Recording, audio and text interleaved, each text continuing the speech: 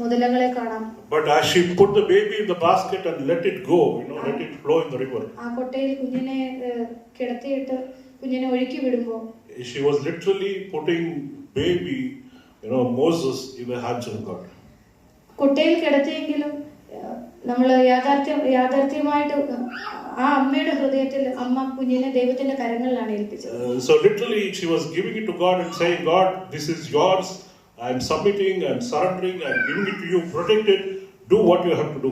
ദൈവമേ ഈ കുഞ്ഞിനെ ഞാൻ നിന്നിൽ സമർപ്പിക്കുന്നു, നീ നടത്തണമേ എന്ന് പറഞ്ഞാണ് ആ അമ്മ കുഞ്ഞിനെ നൈൽ നദിയിലേക്ക്. So today, whatever is happening in your life, ഇന്ന് നിങ്ങളുടെ ജീവിതത്തിൽ എന്തൊക്കെ സംഭവിച്ചാലും put everything in the hands of God. ദൈവത്തിന്റെ സന്നിധിയിൽ ദൈവത്തിന്റെ കരങ്ങളെല്ലാം Just like Jacob had put baby Moses, mother put Moses in the hands of God, you put your problems in the hands of God.